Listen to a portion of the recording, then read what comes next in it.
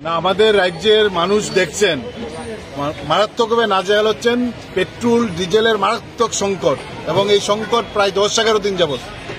আমরা দেখছি রাজ্যের যে একটা সরকার আছে এই কুম্ভ নিদ্রায় আচ্ছন্ন, না মানুষ থেকে সম্পূর্ণভাবে জনবিচ্ছিন্ন।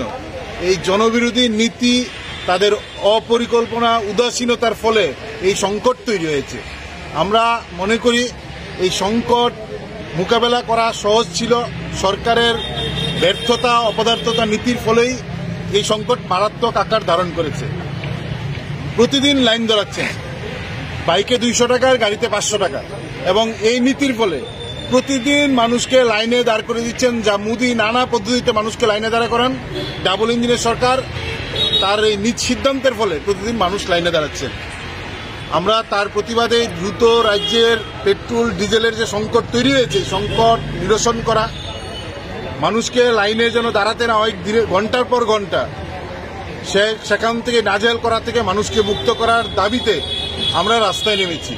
আমরা দেখছি আমাদের রাজ্যের এরকম হাজারো ছেলে আছেন, মেয়েরা আছেন যারা অনলাইন ডেলিভারির কাজ করেন।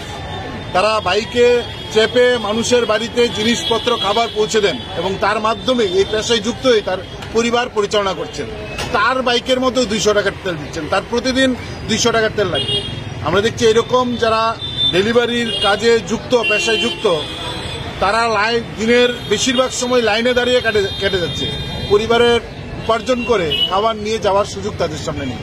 ফলে এরকম একটা অবস্থা, অস্বস্তিকর অবস্থা আমরা দেখেছিলাম বামফ্রন্ট সরকারের শেষ দিকে 2017 সালে। এরকম একটা সংকট তৈরি হয়েছিল মাত্র কয়েকদিনের।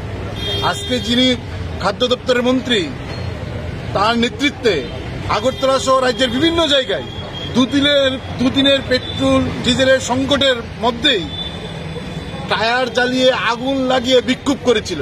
আর উনি যখন খাদ্যমন্ত্রী তখন আজকে 12 দিন যাবৎ সংকট। গতকালকে সোশ্যাল মিডিয়া একটা বার্তা দিলেন।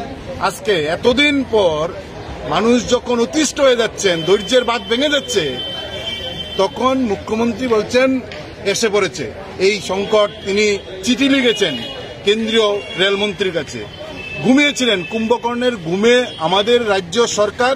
এই কুম্ভকর্ণের ঘুমে জনবিচ্ছিন্ন রাজ্যের ডাবল ইঞ্জিনের সরকার, মতা আইপিএফটিকে নিয়ে যে বিজেপি সরকার, এই জনবিচ্ছিন্ন সরকারের ঘুম ভাঙানোর জন্য আমরা ডিওয়াইএফআই, এসএফআই, টিওয়াইএফ, টিএসইউ আজকে রাস্তায় নেমেছি।